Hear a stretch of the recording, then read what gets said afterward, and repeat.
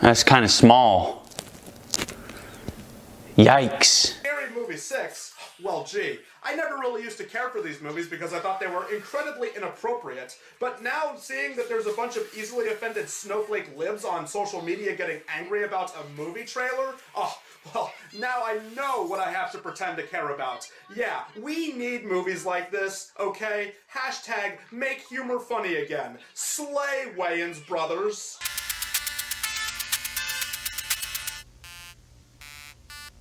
From 2 of the 6 writers of Scary Movie, a film I have never seen, but I will pretend to love because it will certainly offend the snowflakes, comes the writers Jason Friedman and Aaron Seltzer. Well, actually they're not really writers of Scary Movie. Dimension Films only credited them because they sent in a script for a parody of Scream and I Know What You Did last summer around the same time the Wayans brothers did, so they were listed as writers due to a clause made by the Writers Guild of America due to Dimension buying their script with the intent to go with the Wayans script instead. Ariel, nobody cares, okay? Nobody really cares. After the popularity of Scary Movie, they went on to do various other satirical takes of popular films, such as Date Movie, Disaster Movie, and today's film, Epic Movie, sending up the Chronicles of Narnia, Charlie and the Chocolate Factory, and whatever else was popular circa 2006 to 2007. These two certainly have a distinct style, throw in references to everything in the kitchen sink, make the films with extremely low budgets, and make a quick profit. And release them at the beginning of the year with very little competition certainly helped. Hey, I haven't seen that Obsession movie everyone's talking about. Do you think they copied that exact formula for its success? In terms of the budget to box office return, yes. In terms of quality, oh god no. Obsession and these guys' movies are not even in the same stratosphere. So let's measure and see how big this movie is. I don't know. It was the tagline on the poster. I was trying to do a play off of that. I don't know. This is Epic Movie. Or wait, no, that's not right. Well, we start without the 20th Century Fox logo, despite them releasing the movie. That's really bad when Fox of all companies doesn't want their name on something. The movie proper begins in Paris with this woman, Lucy, running through the Louvre. She trips and comes across David Carradine. What's he doing here? Shouldn't he be sitting on a log in some stock footage that they used in Jacko? I am allowed to say that movie's name, right, YouTube? Considering you took my video of the movie Jacko down off of your platform? Like the authoritarians that you are trying to censor the little guy like me. Please don't die, you're all I have. You're on my hand. Ah!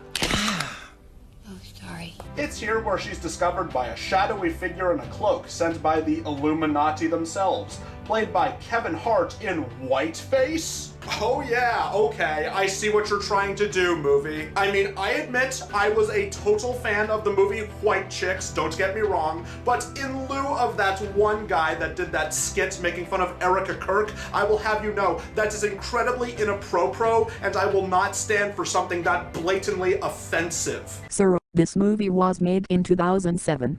And by the by, Kevin Hart went uncredited in this movie. That is sad when even Kevin Hart doesn't want his name in your movie. David Carradine tries to give her clues for what she needs before the man in the cloak can come and catch her.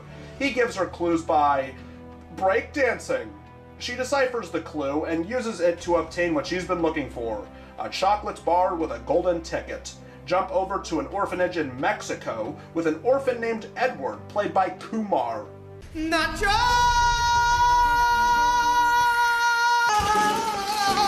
Cheese-flavored Doritos are delicious! In that instance, Edward is attacked by a child in a Rey Mysterio mask who breaks his arm and shoves him out the window. But as he slides out of there, he nabs a golden ticket of his own.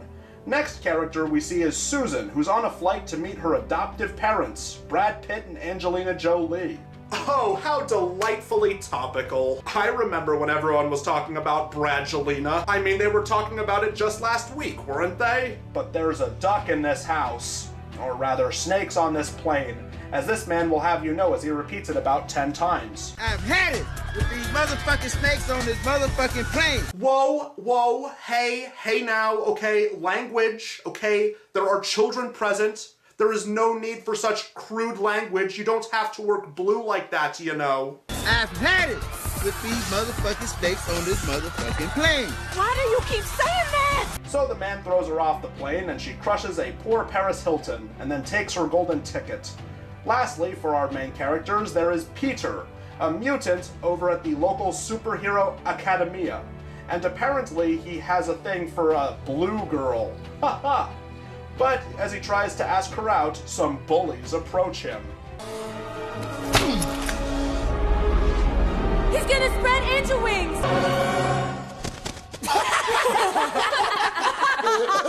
More like chicken wings.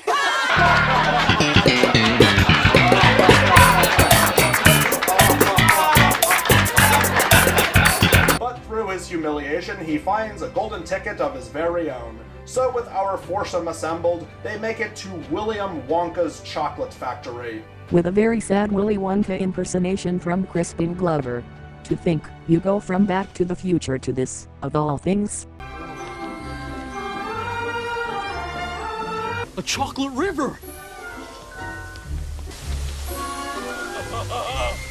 Chocolate! That's actually the sewer line. Yeah. Oh, dude, that is nasty. It's here where Wonka reveals his confections are actually made from people. I knew it! And he and his gang of trolls take our characters and begin torturing them, dismembering them, only for their body parts to grow back just not 2 seconds later. Once they're put away, they begin discussing plans to escape. We've gotta get out of here. We gotta get out of here. I just said that. You just said that. What is she, a parrot or something? Why does she repeat everything that they say? Either way, Lucy heads off on her own and discovers the wardrobe. She opens it up and is greeted by endless clutter and junk, as well as a naked woman. Oh geez, female nudity. Evade your eyes, everyone, from the blatant impurity that's going on screen. So she heads through the wardrobe and winds up in Narnia. And it's funny because she gets hit in the face with branches and then falls face first in the snow. Haha, she fell down. And then she sticks her tongue to a lamppost, only for it to get stuck. She ends up cutting it off with an axe just as it grows back between shots. It's then here where she meets Mr. Tumnus. Welcome to my farm crib. It's good to be home! Well, that's funny. I don't remember this scene from the original Narnia. Could it be that George Lucas probably did some uncredited rewrites on this film or something? Yo, Didi!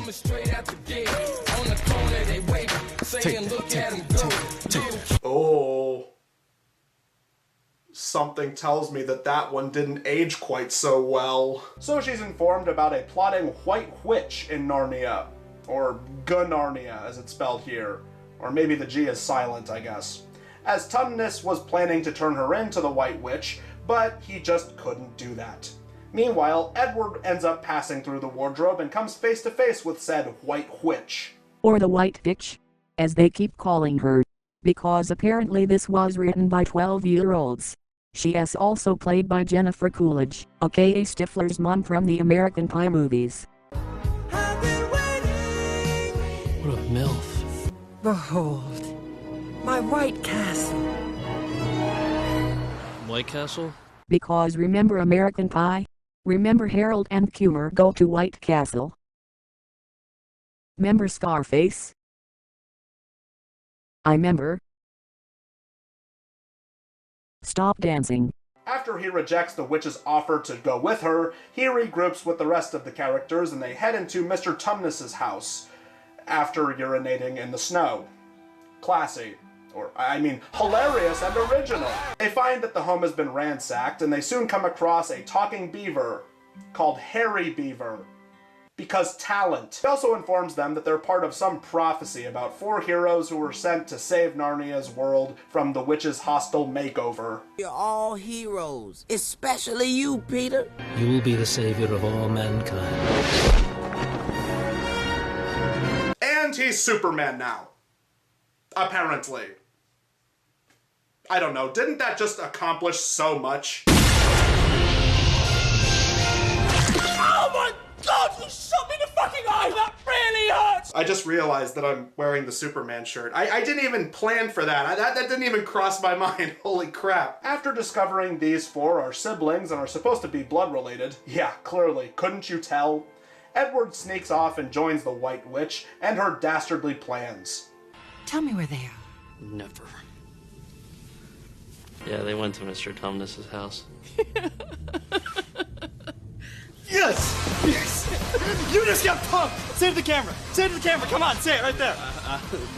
Say it! I just got punked. Oh, don't you just hate pointless celebrity cameos in movies? Especially when it's celebrities you already don't like. Get out of here, Ashton Coltrane. I've never liked you in anything I've ever seen you in. Granted, I haven't seen you in a whole lot because I don't watch a lot of movies or TV shows, but still, get out of here. The racist assassin from the beginning shows up, and the witch puts the hit out on our heroes. But before he goes to do that, he wants her to spank him.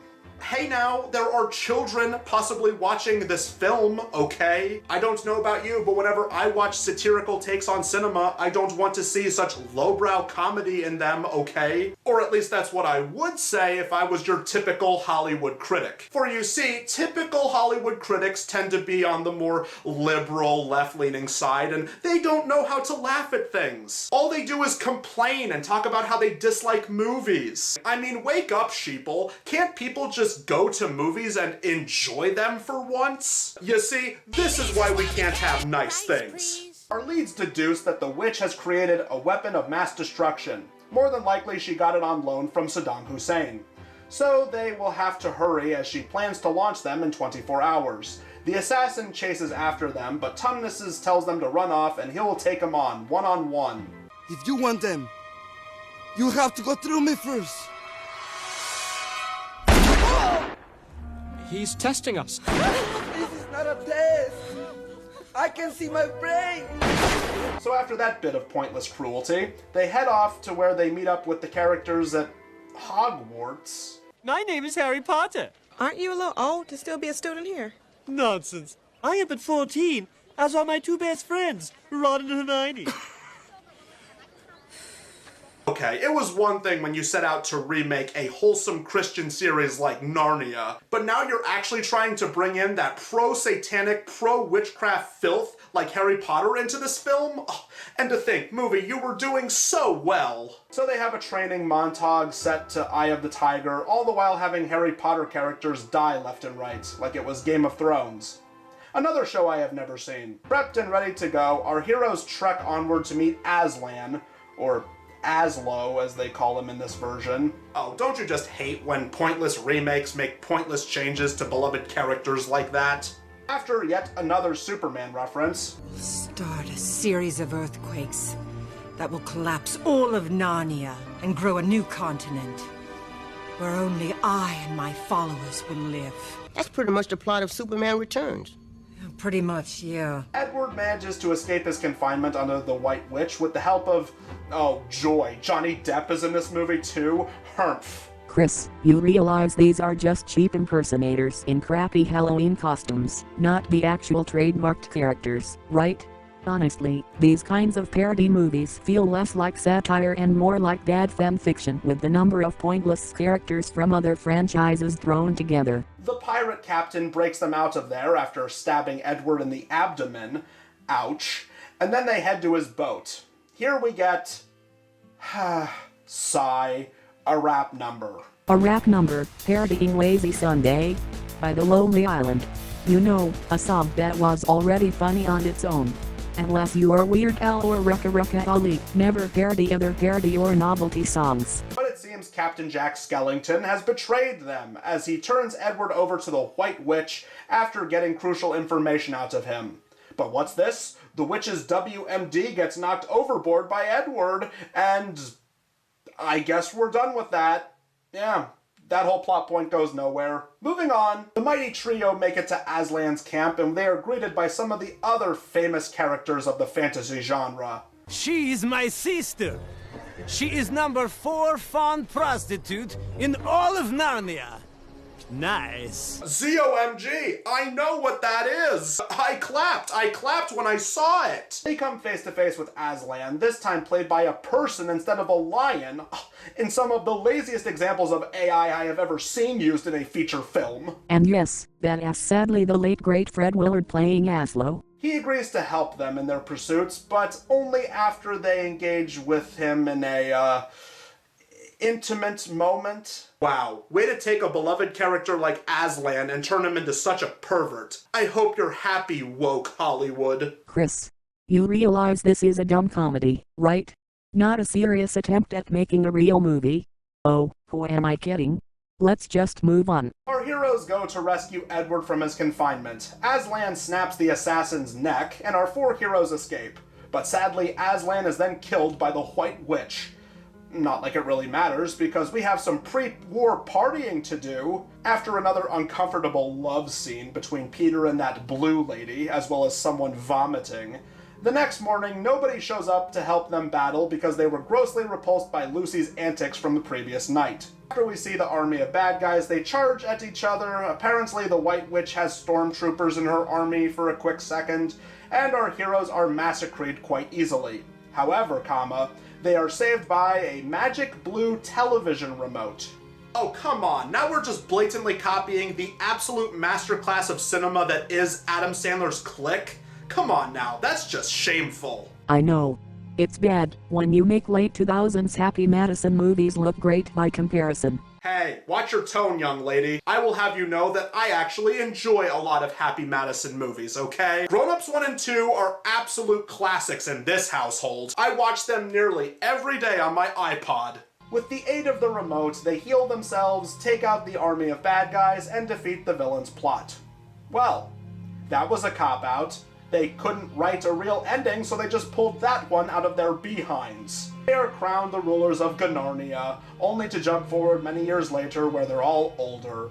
We get another urinating in the snow joke as they rediscover the wardrobe, where they end up back in the real world and we get one more joke. I guess, if you really want to call it that. You make a movie film have happy ending? Not.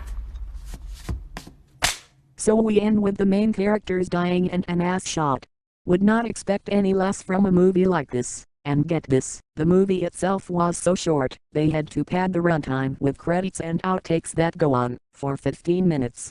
Man, that is pretty f***ing lazy, even for low-budget comedy standards. Now, some viewers out there might see movies like this and think that it's the worst that cinema ever had to offer, but I have to disagree. And I'm not just saying this because I'm a contrarian. In the constant wave of remakes and reboots and legacy sequels and relying on cheap nostalgia, as well as the wave of political correctness and over-politicization that goes into movies these days, it feels like we need a good comedy to come out. We need simple, dumb movies that we can turn our brains off at and just simply enjoy and laugh at. And, you know, you may not find them that funny, but we're getting sick of having to constantly take ourselves seriously. We need movies that we can laugh at. Humor is the best medicine, after all. So while it's easy to say that movies like this aren't that good, in a way, we sort of need films like this, you know? But Chris, what if I told you they made a Donald Trump joke in their next film, Meet the Spartans? Oh, well, if that's the case, they're the worst comedies I've ever seen. They're the worst films ever made. I never want to see a single movie like this ever again. Way to go, Hollywood. Once again, I will never watch one of your films ever again. Rock-climbers, pirates of the Caribbean! Word to the Kraken!